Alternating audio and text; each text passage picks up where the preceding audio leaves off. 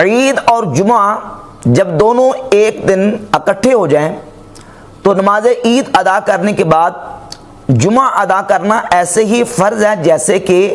باقی ایام میں جمعہ کو ادا کرنا فرض ہے۔ قرآن مجید میں جہاں جمعہ کا حکم دیا گیا تو اس میں واضح طور پر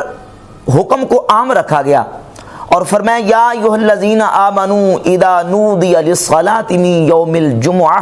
اے ایمان والو جب جمعہ کے دن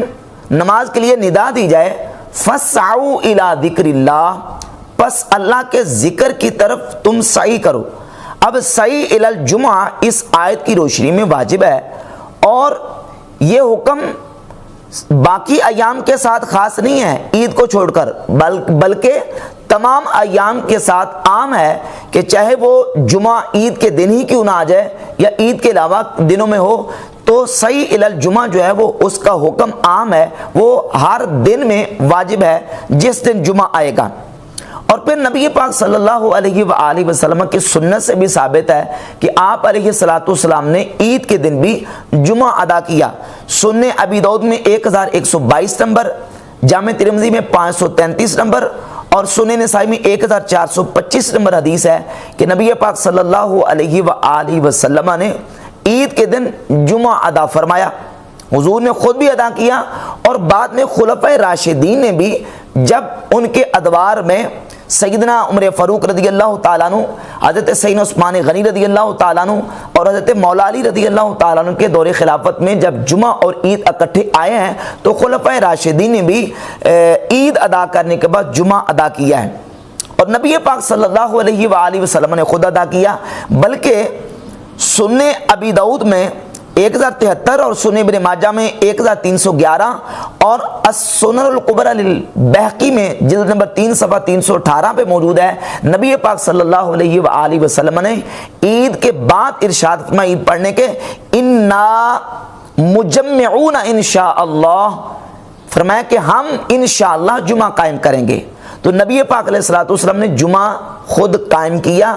اب یہ تو نہیں ہو سکتا کہ جب سرکار دو عالم علیہ الصلوۃ والسلام نے جمعہ قائم کیا ہو، حضور جمعہ کے لیے مسجد میں تشریف لائے ہوں تو صحابہ کرام نے حضور کو جمعہ ادا کرنے کے لیے اکیلے چھوڑ دیا ہو، یہ تو نہیں ہو سکتا، بلکہ ساتھ نبی پاک علیہ الصلوۃ والسلام کے جو شہر میں رہنے والے صحابہ کرام تھے انہوں نے حضور علیہ الصلوۃ والسلام کے ساتھ جمعہ کی نماز ادا کی۔ اب آ گیا مسئلہ ان احادیث کا جن احادیث میں جمعہ کے لیے رخصت دی گئی ہے۔ اب وہ جو جمعہ چھوڑنے کی رخصت دی گئی ہے وہ رخصت عمومی رخصت نہیں ہے، بلکہ وہ رخصت خاص ہے ان لوگوں کے ساتھ جو مدینہ شریف کے باہر سے عوالی سے عید پڑھنے کے لیے مدینہ شریف میں حاضر ہوئے تھے۔ نبی پاک علیہ الصلوۃ والسلام نے ان صحابہ کرام رضوان اللہ علیہ مجمعین کو رخصت عطا فرما دی کہ وہ اہل عوالی چلے جائیں اور وہ جو ہے وہ عید پڑھنے کے بعد اپنے گھروں میں جا سکتے ہیں۔ کیوں؟ اس لیے کہ وہ نہ تو ندا سننے کے جمعے کی اور نہ ہی ان پر جمعہ جو ہے وہ فرض ہے۔ صحیح بخاری میں 5572 نمبر حدیث ہے کہ سیدنا عثمان غنی رضی اللہ تعالیٰ عنہ کے دور خلافت میں جب یہی واقعہ پیش آیا کہ عید کے دن جمعہ اور عید دونوں مشترک ہو گئے تو سیدنا عثمان غنی رضی اللہ تعالیٰ عنہ نے اہل عوالی کو حکم دیا۔ صحیح بخاری کی 5572 نمبر حدیث ہے فمن احب ان ينتظر الجمعۃ من اہل العوالی، فرمایا اہل عوالی میں سے جو پسند کرتا ہے کہ وہ جمعے کا انتظار کرے فلینتظر، پس وہ بیٹھ جائے اور جمعے کا انتظار کرے۔ ومن احب ان یرجع فقد اذنت له، اور جو یہ چاہتا ہے کہ وہ واپس اپنے اہل کی طرف لوٹ جائے تو پس میں اس کو اجازت دیتا ہوں وہ واپس اپنے اہل کی طرف لوٹ سکتا ہے۔ تو صحیح بخاری کے اس حدیث کے مطابق حضرت عثمان غنی رضی اللہ تعالی عنہ کا اہل عوالی کے ساتھ اس حکم کو خاص کرنے اس بات کا واضح ثبوت ہے کہ جو رخصت جمعے کی دی گئی ہے وہ اہل عوالی کو رخصت دی گئی ہے، اہل مصر اور شہر کے لیے یہ رخصت نہیں ہے۔ اور پھر نبی پاک علیہ الصلوۃ والسلام کی حدیث بھی موجود ہے کہ سرکار دو عالم علیہ الصلوۃ والسلام کی یہ جو حدیث میں رخصت دی گئی ہے جمعہ کو چھوڑنے کی، یہ اہل عوالی کے ساتھ خاص ہے۔ یہ امام شافعی رحمۃ اللہ کی کتاب ہے کتاب الام، اس کی جلد نمبر 1 صفحہ نمبر 239 پر امام شافعی رحمۃ اللہ اپنی سند کے ساتھ یہ حدیث لے کے آئے کہ حضور علیہ الصلوۃ والسلام نے ارشاد فرمایا من احب ان یجلس من اہل العالیہ، جو اہل عالیہ میں سے یعنی اہل ابالی جو گاؤں دیہات سے مدینہ کے مضافات سے لوگ آتے تھے، ان میں سے جو چاہتا ہے کہ وہ بیٹھا رہے جمعہ ادا کرنے کے لیے فَلْيَجْلِسْ مِنْ غَيْرِ حَرَج، تو وہ بغیر حرج کے بیٹھ سکتا ہے جو چاہتا ہے۔ تو جو نہیں چاہتا تو وہ اس کو نبی پاک علیہ الصلوۃ والسلام نے رخصت عطا فرمائی۔ اور یہی روایت مصنف عبدالرزاق میں جلد نمبر 3 صفحہ نمبر 304 پہ موجود ہے کہ نبی پاک علیہ الصلوۃ والسلام کے دور پاک میں اہل ابالی کو رخصت دی گئی ہے، اہل شہر اور اہل مصر کے لیے یہ رخصت نہیں ہے۔ پھر مولا علی رضی اللہ تعالی عنہ بھی جمعہ اور عید کے مشترک ہونے کے دن عید ادا کرنے کے بعد جمعہ کو ادا کرتے تھے۔ مصنف عبدالرزاق جلد نمبر 3 صفحہ نمبر 305 پہ یہ روایت موجود ہے۔ اور اس کے علاوہ سیدنا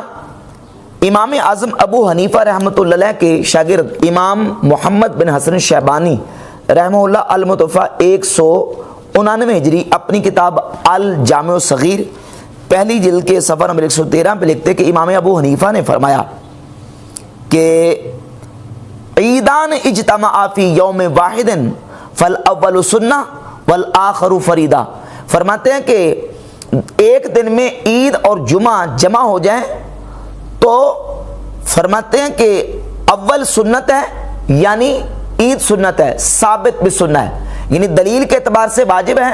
اور ثابت ہونے کے اعتبار سے نماز عید یہ سننے سے چونکہ ثابت ہے تو یہ ثابت پہ سنہ ہے۔ والآخر فریضہ، اور جمعہ فرض ہے۔ ولا یترک واحد منہما، ان میں سے کسی ایک کو بھی نہیں چھوڑا جائے گا، نہ نماز عید کو چھوڑا جائے گا اور نہ ہی جمعہ کو چھوڑا جائے گا۔ اور اسی طرح امام شافعی رحمۃ اللہ تعالی علیہ اپنی اسی کتاب کتاب الام کی جلد نمبر 1 صفحہ نمبر 239 پہ لکھتے ہیں ولا یجوز ھذا لأحد من اہل مصر،